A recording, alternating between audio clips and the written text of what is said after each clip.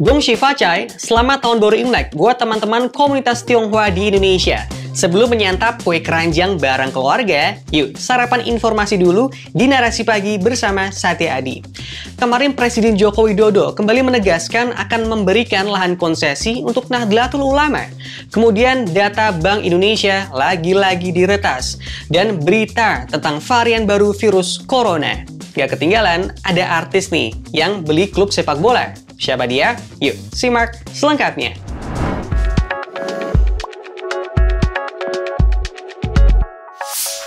Presiden Joko Widodo kembali menyinggung pemberian lahan konsesi untuk Nahdlatul Ulama. Makin akrab rapat aja nih. Saya sampaikan pada muktamar yang lalu, pemerintah siap memberikan konsesi yang besar, tapi secara profesional, segera mungkin. Nggak mungkin saya memberikan ke NU yang kecil-kecil. Saya pastikan yang gede.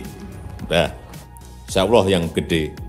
Katanya, Jokowi ingin PBNU punya modal yang kuat supaya mereka bisa membuat program-program inovatif yang berdampak baik buat masyarakat. Selain itu, Presiden juga menyarankan PBNU membuat modal Ventura sendiri.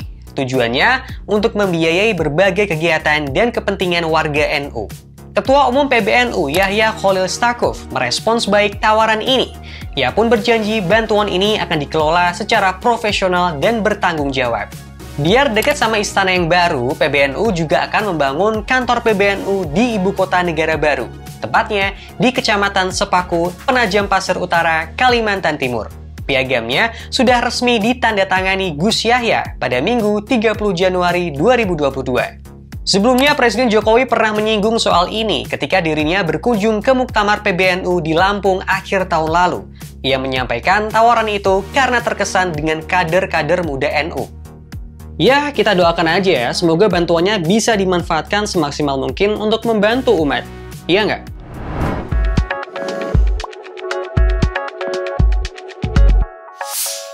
Sejak 20 Januari 2022, data pribadi Bank Indonesia terus jadi incaran peretas.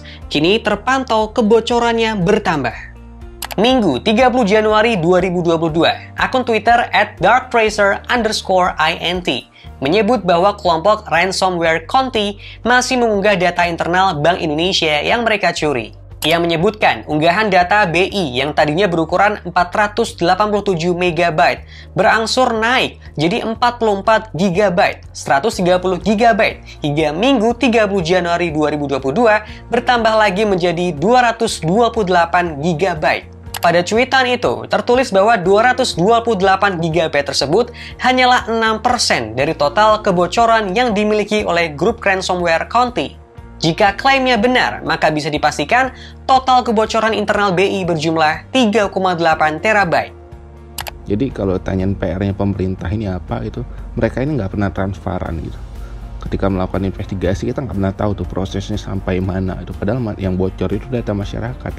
Sebaiknya pemerintah udah mulai memikirkan bahwa jika terus-terusan kebocoran data terjadi gitu, ya artinya itu bukan hanya merugikan kita sebagai warga negara, tapi juga akan merugikan pemerintahnya juga pada suatu hari gitu. Dampaknya nggak sekarang gitu, tapi suatu hari itu akan sangat merugikan gitu, baik bagi individu dan juga bagi pemerintah itu sendiri gitu. Nggak cuma BI yang kecolongan. Kemarin banget, 31 Januari 2022, data di situs Jaringan Dokumentasi dan Informasi Hukum atau JDIH milik Badan Siber dan Sandi Negara juga diretas. Peretas dengan nama akun Polisi bahkan membagikan data sebesar 1,09 GB secara cuma-cuma di Raid Forum. Hingga berita ini dibuat, laman jdih.bssn.go.id tak dapat diakses. Ketika dibuka, laman justru menampilkan informasi bahwa situs tengah dalam proses pemeliharaan rutin. Sampai sekarang, RUU Perlindungan Data Pribadi masih mandek. Perkembangannya nggak maju-maju, mengalami tarik ulur, dan sudah melewati 5 masa sidang. Sebenarnya pemerintah dan stakeholders pada serius nggak sih soal keamanan data ini? Yang terjadi selama ini itu nggak pernah kelihatan itu. Selama ini kita baru hebohnya udah masuknya kita nggak tahu mereka masuk kayak kapan gitu. Udah itu mereka ngambil datanya, udah tuh data itu disebarkan, baru kita heboh gitu. Kalau tanyain urgent atau enggak, ya kita udah sangat butuh karena kejadian ini berulang kali terjadi dan nggak ada kita lihat apa itu dalam yang penegakannya yang udah dilakukan gitu. Ketika terjadi kebocoran data, rame, udah itu menguap gitu. Udah bosen kan dengar kabar tentang kebocoran data di lembaga pemerintah? Dengan banyaknya kasus semacam ini, keamanan siber harus jadi prioritas.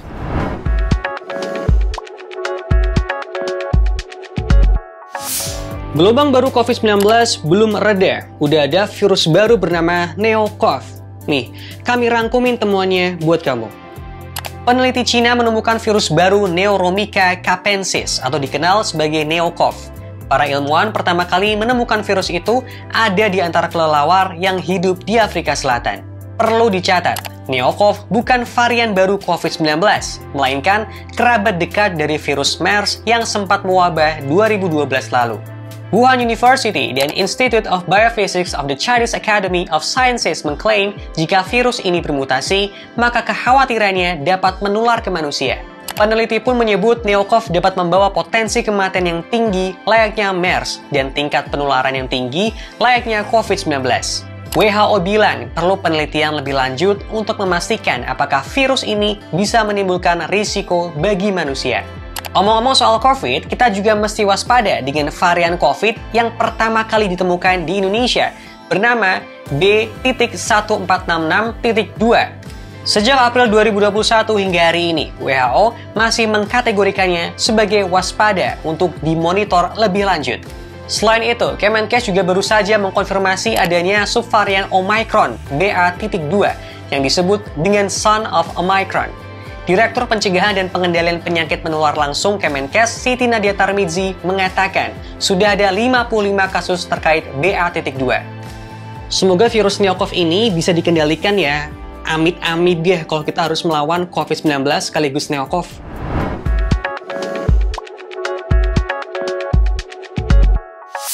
Jelang berlaga di Liga 3 Putaran Nasional, Persikota Tangerang punya pemilik baru nih. Lagi-lagi orang terkenal. Ia adalah Prilly Latukonsina. Prilly menyusul pesohor lain yang mengakuisisi klub bola seperti Raffi Ahmad dan Atta Halilintar.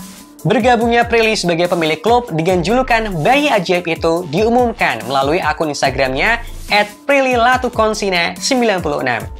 Perempuan berusia 25 tahun itu mengungkapkan ia bertekad membawa Persikota untuk naik kelas bahkan menjadi juara Liga 1. Sebenarnya Prilly sudah terang-terangan berniat mengakuisisi tim sepak bola setelah timnas Indonesia sukses melaju ke tahap final Piala AFF 2020. Selama liburan tahun baru di Amerika Serikat, ia juga mengaku mulai rajin menonton ulang pertandingan Liga 3. Rabu 19 Januari 2022, ia bahkan membagikan isi DM dari akun Instagram resmi Persikota Tangerang.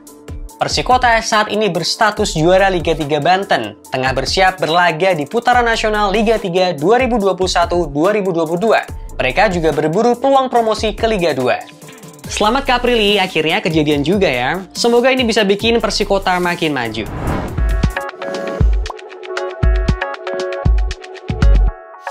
Itu tadi 4 sarapan informasi kamu hari ini. Besok Narasi Pagi akan hadir lagi pukul 8 waktu Indonesia Barat, live di Instagram Narasi Newsroom dan Mata Najwa. Sehat selalu ya kawan, sampai jumpa.